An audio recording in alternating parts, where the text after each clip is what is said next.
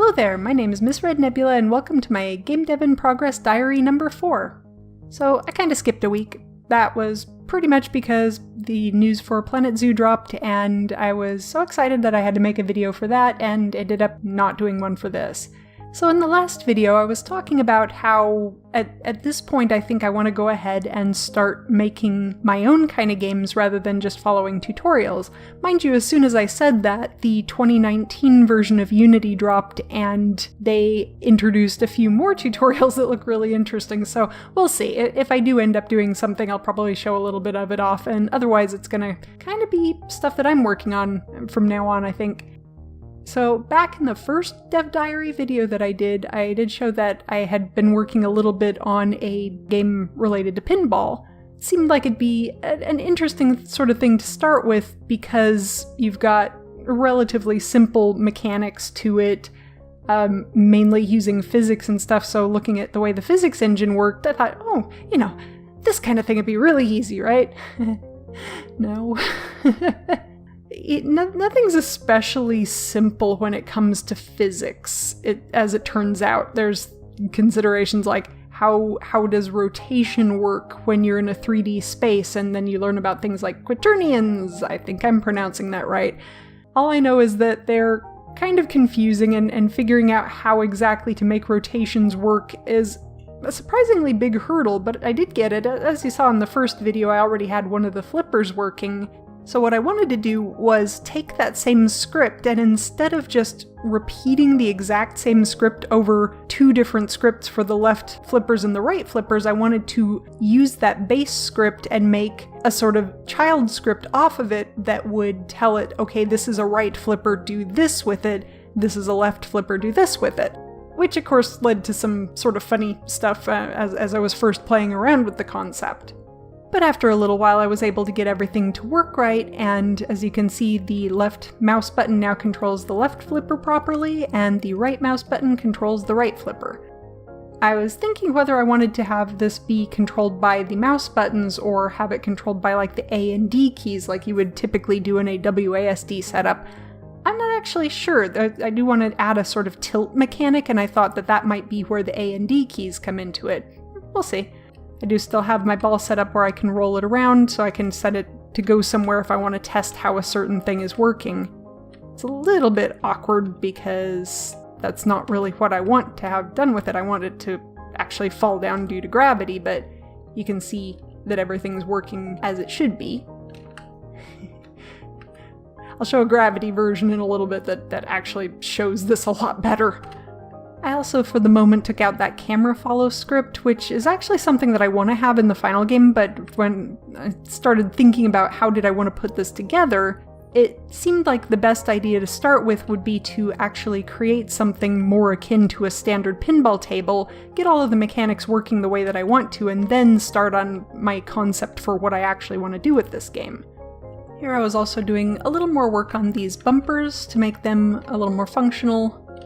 And of course then you got the difference between the round bumpers, which will hit the ball in a direction that, whichever way the ball hit them, they will give you a force in the opposite direction of that. Whereas you've got the kickers down here, these sort of slingshot, not really bumpers, but they kind of act in a similar way, but only the front side of them will affect the ball at all. And it will only push it in a direction opposite of where the ball hits that forward surface. The ball's also got a bit of a bounce to it now, I added with some physics materials, and it's also got a little less friction, so it moves around the playing field more like you'd expect. Before it was kind of just hitting a wall and that was it, but now it actually bounces off of them appropriately. And one nice thing about Unity is that if you add a public variable to your script, you're actually able to change the value of that variable right over here in the sidebar, so I could make the bumpers a lot less powerful or more powerful really easily. And that was actually me changing this bottom bumper, which is this one here. And now if I hit one of the bumpers that I didn't change, you know, I've got quite a good amount of bounce going off of that. But there's a much subtler bounce there. And now it should be a crazy huge bounce. There it goes. Oh yeah, and while I'm on that subject, I also had some interesting things happen with the collisions and stuff. And as it turns out, if an object is moving very, very quickly, like, say, a pinball tends to get moving very, very quickly, sometimes its collision can occur too late. Like, in this case, okay, so this bumper's still set up with mad, huge, crazy amounts of force, right? So when I hit it, see how the ball just flew out the top of the playing field completely. Now I can't access the ball anymore because it's way out there somewhere.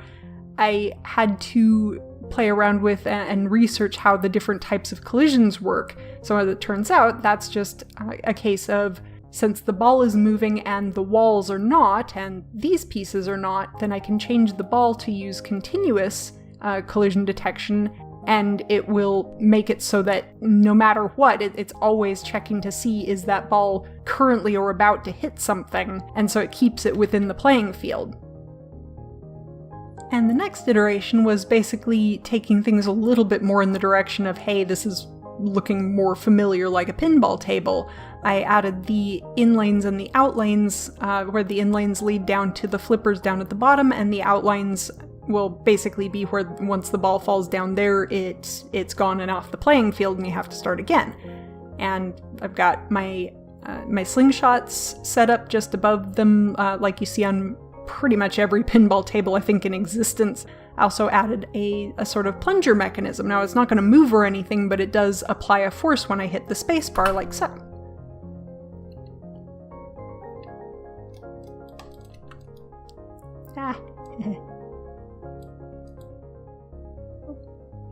And right now I just restart it whenever the ball falls below the playing field.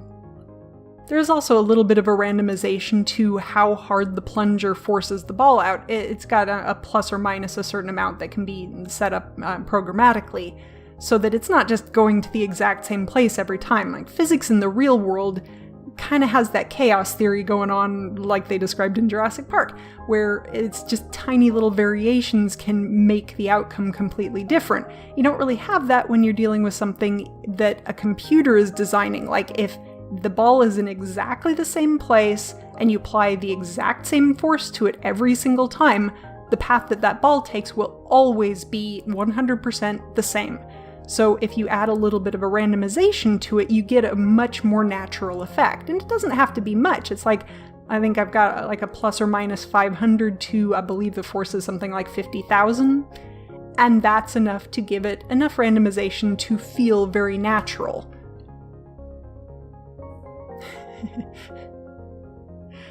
And occasionally the ball still goes down the lane where it started off with the plunger, even though the lane goes all the way up to the top. It's just part of it right now. I will add a sort of gate, and I need to research exactly how do they keep that from happening in a normal pinball machine. And speaking of research, that was also what took up rather a lot of time this week, was that I was watching all sorts of different pinball machines being played on YouTube. I was watching people talking about how they built their own pinball machines, how all of the different mechanisms worked and everything, and oh boy, in the last 2 weeks I have learned more about pinball than I ever thought was even a thing. Like, I had no idea how complex the programs on some of these games can be, and how different ones.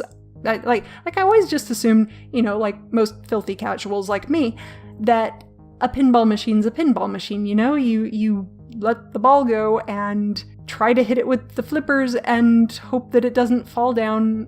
I didn't realize that you had different, like different levels almost, where a lot of machines will have okay, this is your objective to do right now, here's these certain targets, and when you hit all 3 of these targets, then this will open up for you to do, and then you can get additional points. And it's really quite extraordinary. I didn't realize just how marvelously complicated these machines are, and I do certainly understand why people are so very passionate about them. it's hard not to get caught up in it a little bit. So yeah, research ends up being a big part of this kind of thing. You know, if I want to do something based around pinball, even though my final goal isn't going to be a standard pinball table like you see here, I think that I would like to incorporate a lot of those elements into it.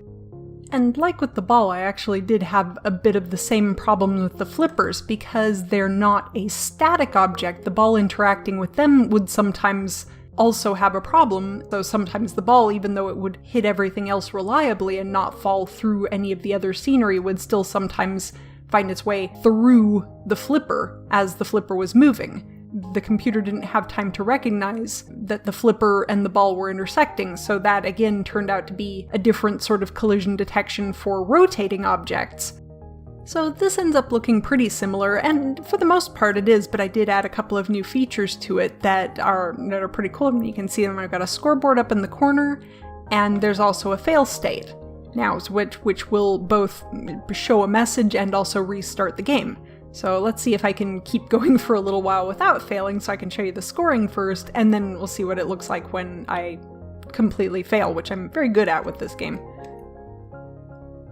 And see when I hit any of the bumpers. Oh.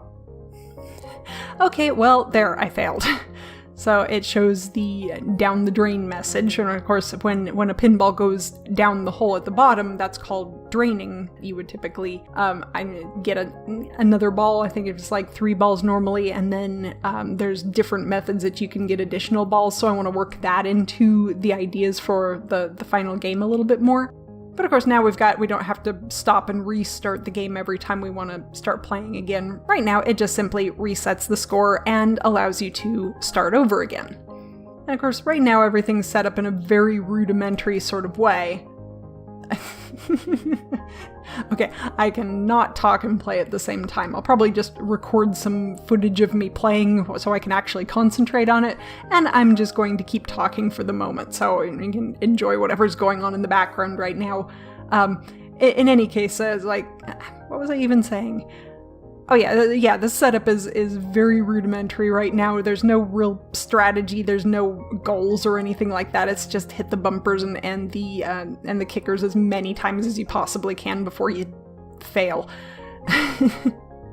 All the different things that I want to include are like ramps and stuff like that, and spinners, and all of the different types of effects that are really cool, and of course some fun stuff as well, because a lot of these machines have things that are unique to just that machine, like haunted houses, or all of the really cool stuff in like the Addams Family one. And again, I've got everything set up just as a relatively standard pinball field right now. No bells and whistles, nothing pretty right now. An end goal would be to have all of the different parts look a lot more customized to this, different theming and stuff like that.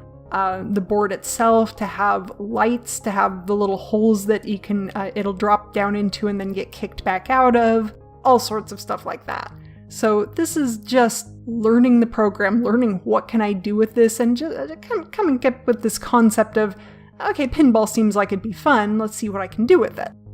One thing you might notice is that when that down the drain message plays, it's actually not just popping up, but it's fading in, and so that was something else that I was learning how to use some of the animations and stuff to make things just look a little bit more interesting, a little bit more dynamic than just having it only display a message. And of course, right now, a lot of the physics is not exactly the way that I want it, and that's part of building this out like this in just a standard pinball table setup, is that I can make adjustments as I go and figure out, okay, how hard a force do I want the bumpers to hit with? How fast does the flipper need to move? How much bounciness does the ball actually have? Because you'll notice in some of this that I can't really catch the ball on the flipper, which is a fairly standard thing that you'd see happen in pinball. And incidentally, I should also mention that even though it kind of looks like the whole playing field is tilted down towards the player, in this case it's actually not. Everything that you're seeing is completely flat. I've just applied a constant force to the ball to simulate gravity. So that means that instead of relying on the gravity that you have with physics objects inside of Unity to begin with, I actually have full control over how much gravity is affecting the ball, so I can change that variable as well. So don't take any of the physics as it is right now as being what I intend the final game to look like. All of this is going to be, play tested to the moon and back, because that's what you do. And likewise, the scoring system right now is just set up to give 10 points every time you hit any of the bumpers, no matter what. But of course, that all is very much changeable as well. And I know a lot of these have scoring systems that are not only you can get a lot more points than that, but the points of, say, a bumper depends on whether or not it's currently lit and what the situation might cause it to be lit. And then you've got things like the bullseye targets that you get in some games that will actually have, like, you hit the outside of it and you get one value, but if you can hit it dead center, you'll actually get a higher value. So again, all things that I think would be really fun to incorporate into something like this, and hopefully have it turn into a pretty fun game just on its own. So that's it. Feel free to like, comment, or subscribe if you want to follow along, and check out my Patreon for sneak peeks and other perks. A big thank you to my current patrons. That's all for now. Bye!